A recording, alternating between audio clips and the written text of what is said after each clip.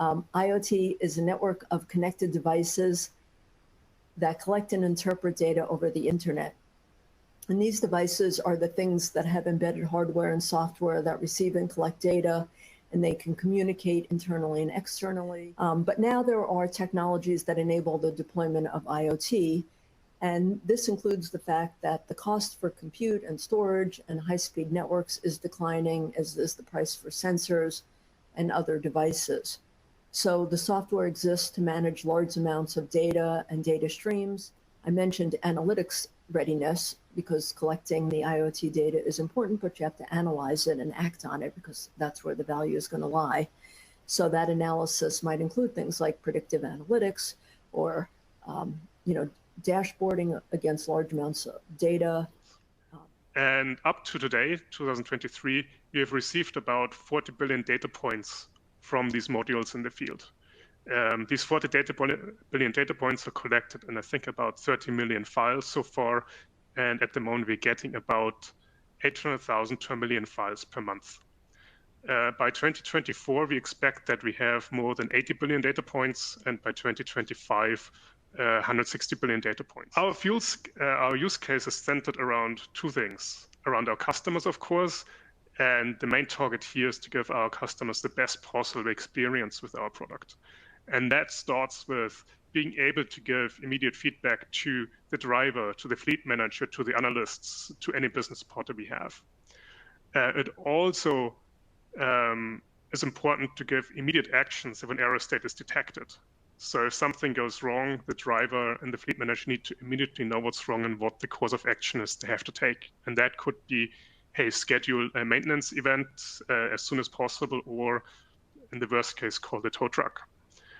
So that's very important for us to be able to act immediately on specific error states. But what we really want to do is we want to avoid all these error states and really move towards predictive maintenance. The other side of this is, as Ballard, we want to be able to build a better product. So real-time observability of the product in the field helps us to build the next generation of modules.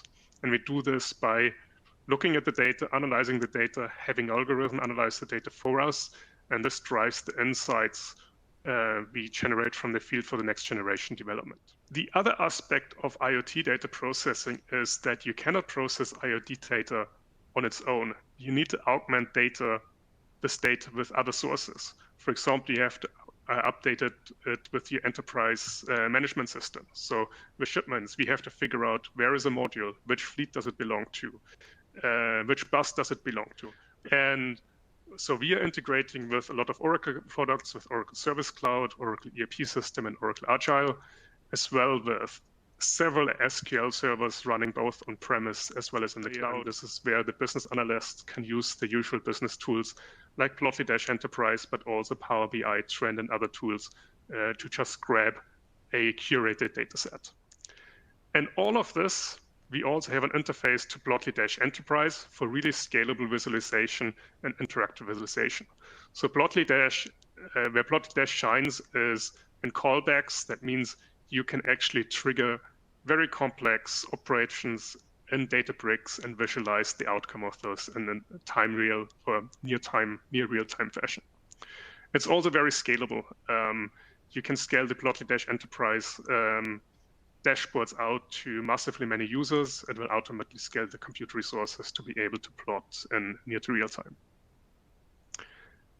So this is our current state. Where we're working towards is to move away from this manual update of our field data to FTP servers and then ingressing file-based data. And for me, dashboards are the end, not the beginning.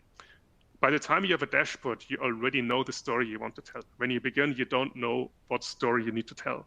So you need good tools for exploratory data analysis. And Python and Plotly are really, really good tools for exploratory data analysis. Dashboards tell a story, but you need to know and develop the story, and you need to do this in a responsible way. And we use Plotly Dash Enterprise to tell the story. So we have to have a huge appreciation for the entirety of the analytical workflow and be able to integrate into it, whether it be using various and sundry Python libraries, of which our core value proposition is premise, the Plotly charting library, a Python library, pip install, Dash, a web application framework for Python, pip install Dash. But also, as Shiv mentioned, right, being able to, in the specific case of Databricks, leverage the ability now for Databricks to be seen as a SQL database, right, as a warehouse. And so a key integration pathway that we've been able to leverage with our common customers, the manifestation of that is the Databricks Python SQL connector. So this allows us to bridge, different ecosystems, and really facilitate unlocking the value of the data from it. I would say understanding the requirements from the business user at the end of the day, who ultimately care but don't care about everything that precedes it.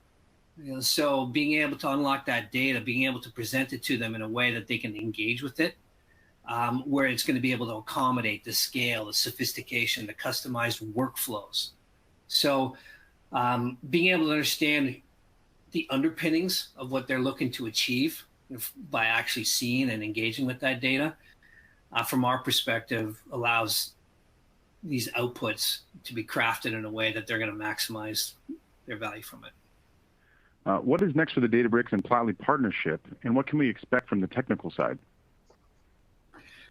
Good question. Probably aligns well with actually Ballard's journey, right? Their journey started with curating the data, with establishing governance, with securing, figuring out what their story was going to be, how they're going to engage with their customers. And so, our entry into Ballard is kind of akin to what we've seen with other Databricks customers, where they're looking not strictly for a visualization, however interactive it might be, not strictly a dashboard, but when they want to then evolve towards more of a workflow. So as Andreas mentions, getting into more machine learning, AI, simulations, what if analysis that the business user wants to engage in, that's where we're also establishing tighter coupling with Databricks, where we can see from a web front end a business user engage not only with the data, but actually with the back-end compute environment. So that translates into using other protocols other than the SQL connector, which has been part and parcel of the momentum that we're establishing. But other things like the Jobs API or the Databricks Connect V2 API, and similar integration pathways. From that, then we can really have a very much an iterative, interactive workflow. And we've got customers doing that today. So continuing to evolve with that is a key part of the work that we're doing together.